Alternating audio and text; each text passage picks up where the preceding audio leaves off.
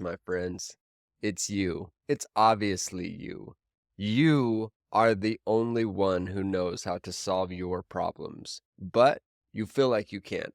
And you feel like you can't because you don't trust yourself.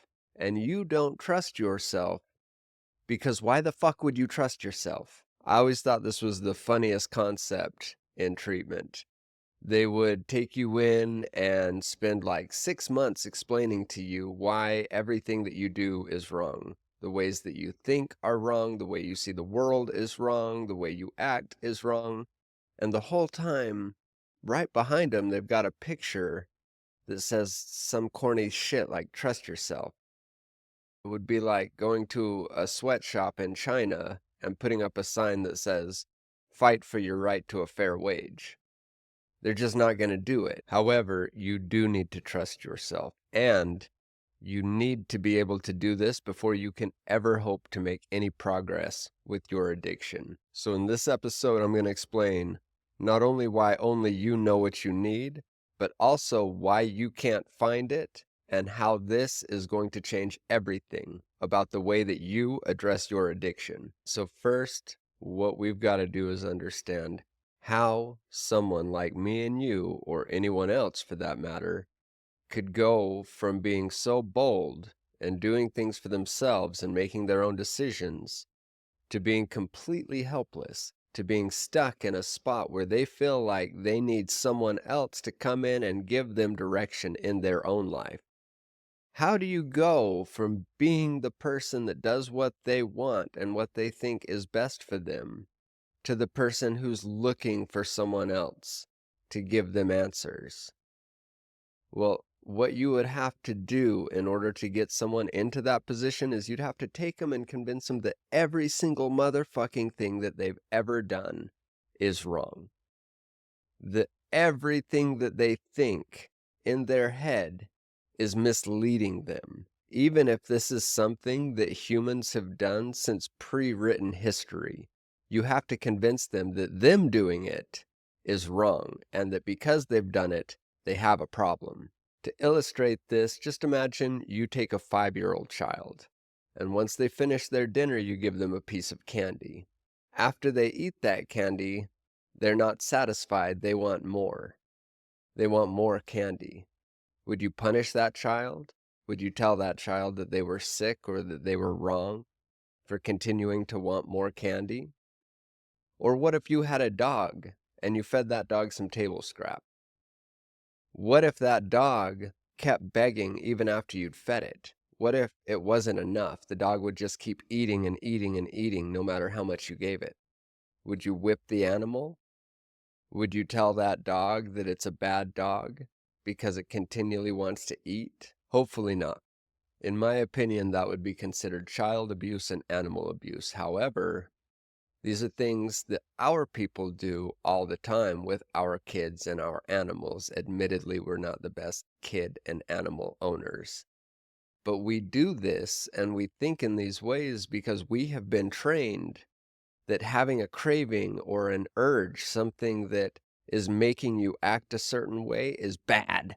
It's demonizing, it's terrible, and you should never do it. You should never fall and give in to those temptations, or it means you're weak and you're bad, but that isn't true.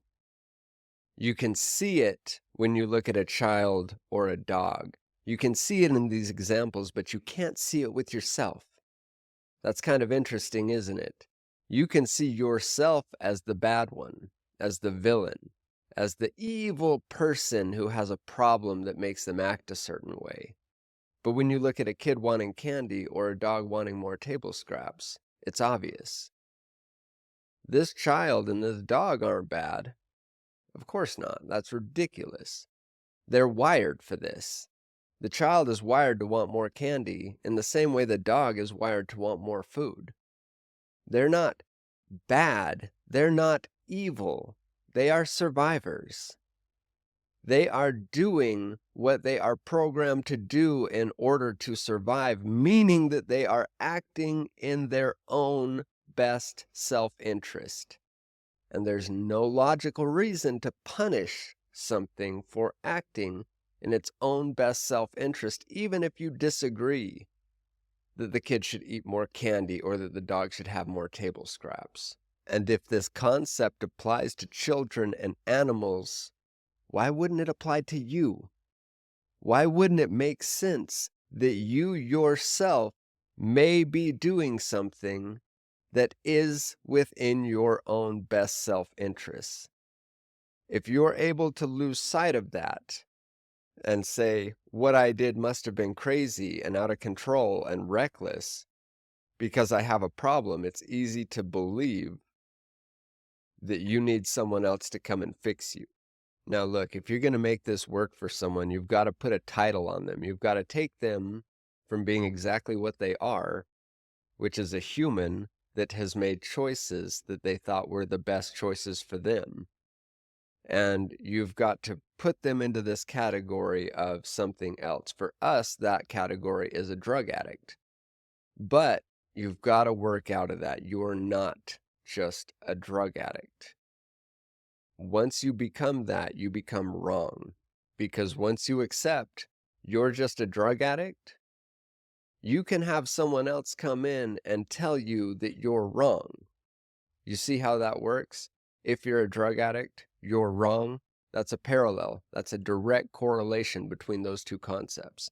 And if I can come in and tell you that you are wrong, what does that mean about me? What do I have? I have the right way, right? If I can tell you and I can identify that you are the one that's wrong, that obviously means that I am the one that's right. And so if you are trying to do the right thing, you need me. You have to listen to me because you are the one that's wrong. That makes sense, right?